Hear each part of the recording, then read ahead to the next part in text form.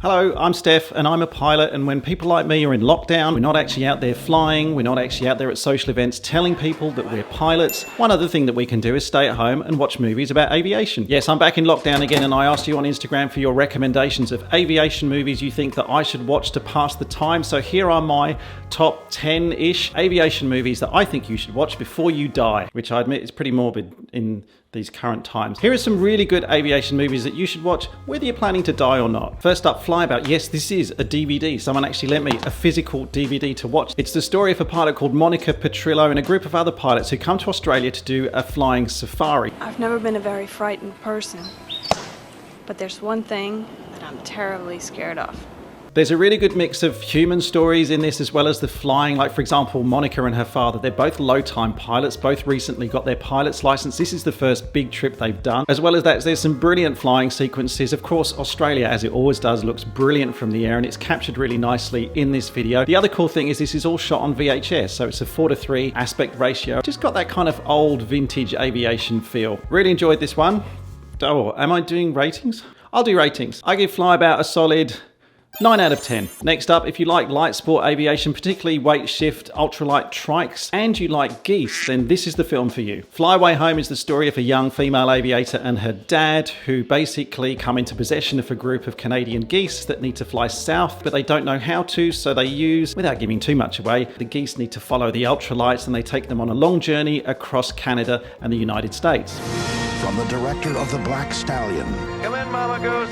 Hello, Papa Goose. Comes an incredible journey for anyone who's ever had a dream. It's loosely based on a true story, but there's obviously a lot of creative license used in this as well. And it does take a little while to get into the aviation component. About half the film actually is pretty much the setup. If, like me, you love animals as well, then you're probably going to cry at one point in the film. I won't tell you why, but it's not the greatest aviation movie, but it's a good story and it's got cute animals in it, so 6 out of 10. No, that's 7 out of 10. Next up, now so many of you told me to watch 1-6 Right, but guess what? I can't find it anywhere here in Australia. It's not on any of our streaming services. But because so many of you have said I should watch it, and because so many of you obviously love it, that if you can find it, you should definitely watch 1-6 Right.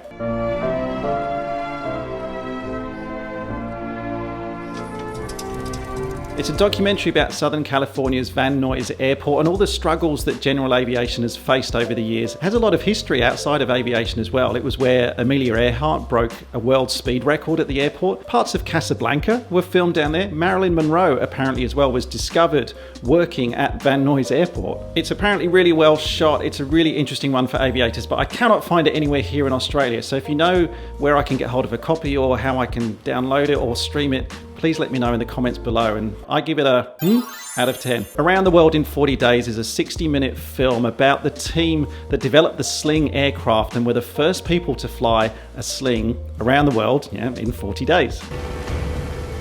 It was without a doubt the longest period of terror that I've ever experienced in my flying career. Now the cool thing about this one is it's freely available on YouTube, and it's a really well made and really interesting story. Back in 2009, when the two developers of the Sling aircraft basically had a crazy thought of flying it to Oshkosh, and then kind of thought, well, if we're going to go halfway around the world, why don't we keep going and be the first to fly around the world? And they did it all in 40 days.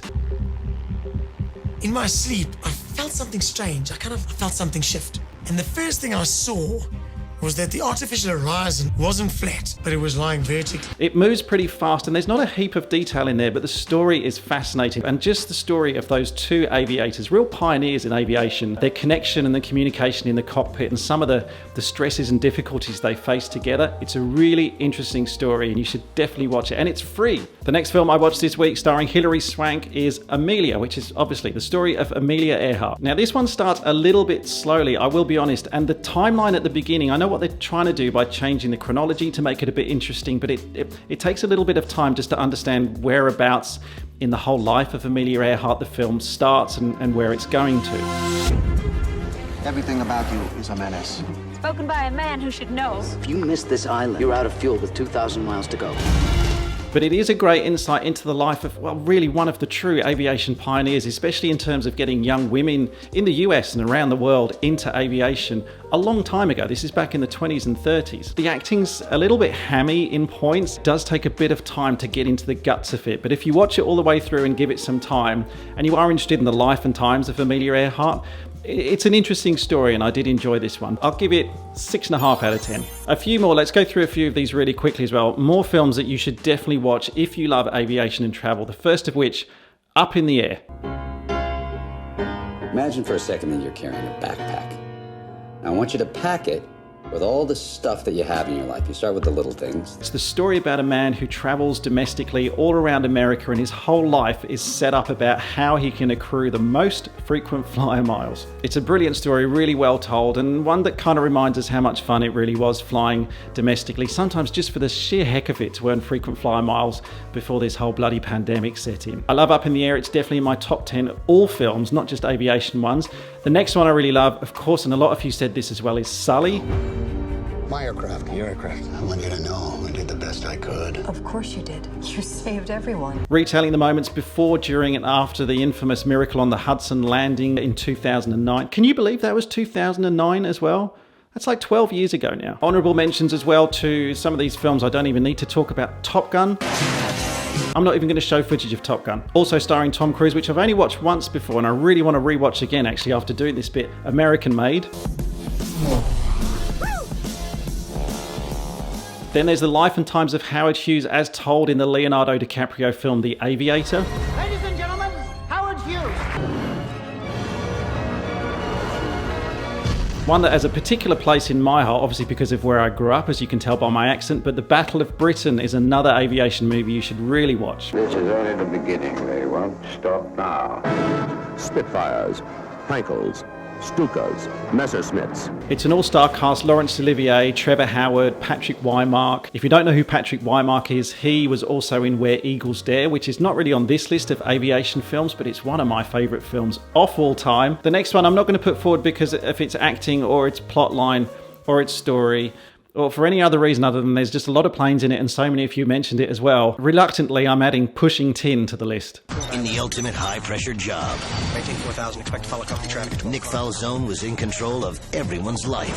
Welcome to my sky. As Wikipedia says, it was loosely based around the work in the Track-On facility from New York Radar. Wikipedia also says it was a box office failure. It's one that if you like aviation, you probably should have watched it at least once. Just once. Maximum once. 451, turn left heading 060, expedite. Then you've got one of my all-time favourite actors, Robert Redford, in the movie The Great Waldo Pepper. They were the best of a precious few. Miraculous survivors of the first war in the air. It's a story about a pilot who wanted to fly in World War I. He missed out, and so he ended up doing the flying sequences for all the movies that were shot after the war, about the war. Now, one of the coolest things about The Great Waldo Pepper, as well as the great Robert Redford, of course, is that all the flying sequences, from everything I've read, were all real. There was no models used at all in the filming.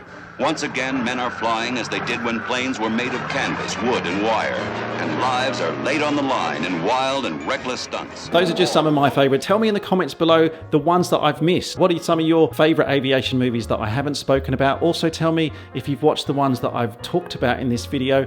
What do you think?